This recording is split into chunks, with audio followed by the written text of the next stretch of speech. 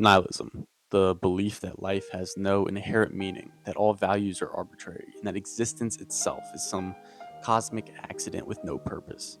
It feels bold, radical, even liberating. In modern times, nihilism grows in appeal. However, with true analysis, nihilism folds in on itself, and it kneels to the very system that it sought to destroy. The term nihilism is frequently associated with Friedrich Nietzsche. Though he didn't invent it, nor would he consider himself a nihilist, he diagnosed it, saying, God is dead. To Nietzsche, nihilism was the inevitable consequence of the death of God, the collapse of absolute meaning in a secularized world. He wrote, "What does nihilism mean? That the highest values devaluate themselves, the aim is lacking, why finds no answer." In other words, when traditional morality erodes, when God is no longer the bedrock of meaning, we are left with an existential void. For Nietzsche, nihilism was not something to celebrate, it was a sickness. He feared that once people realized there was no divine order, they would either sink into despair or desperately cling to weak, fabricated substitutes.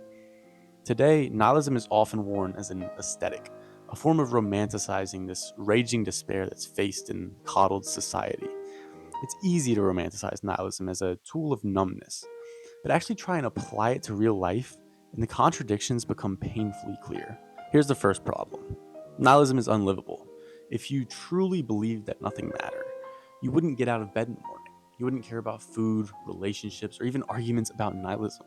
The moment you engage with the world by making choices, by pursuing goals, you betray the very philosophy that you're claiming to hold.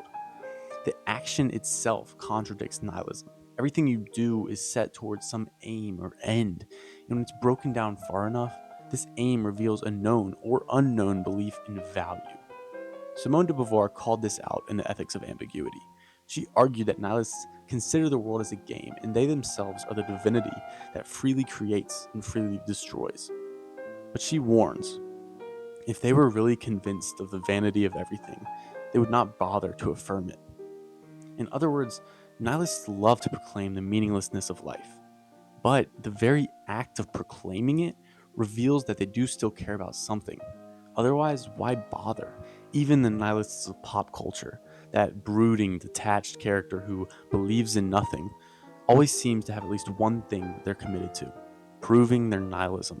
But commitment itself is a form of value. The moment you prefer something over something else, you're no longer living as a nihilist. But there's another, deeper problem. Nihilism isn't just unlivable, it's self defeating. Why? Because it operates within the same framework of absolute meaning, the very thing that it sought to destroy. Again, Beauvoir lays it out plainly. One can refuse to give meaning to his existence only because he has first acknowledged that it has none. Nihilism only exists as a reaction, a rejection of something. But rejection is still engagement.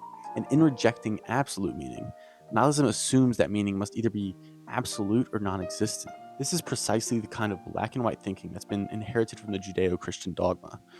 Either there's some omnipotent God giving life this absolute meaning, or there's nothing. Nietzsche saw this problem. He argued that when we kill God, we must replace him with something. Otherwise, we're left in a vacuum, and nature abhors a vacuum. This is why Nietzsche didn't embrace nihilism. He wanted us to move beyond it, to create new values rather than just reveling in the absence of old ones. See, nihilism falls for the same trap that it criticizes religion for. It allows the state of the universe to have an impact on the subjective.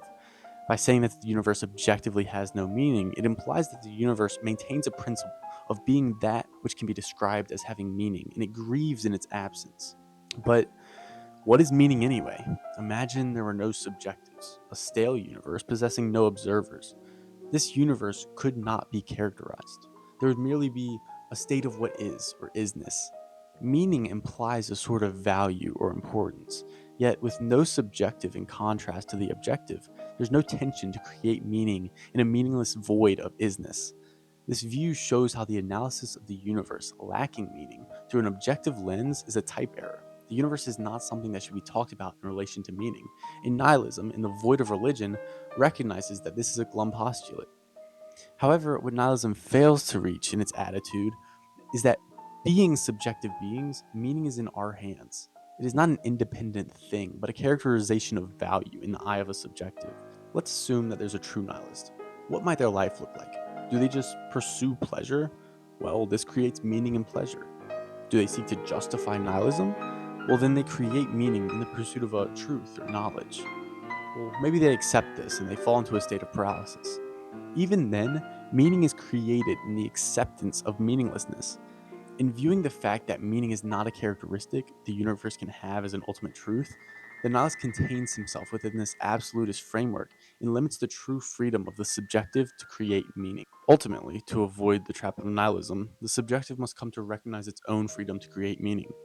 And it's through this recognition that they mediate the view of the nihilist.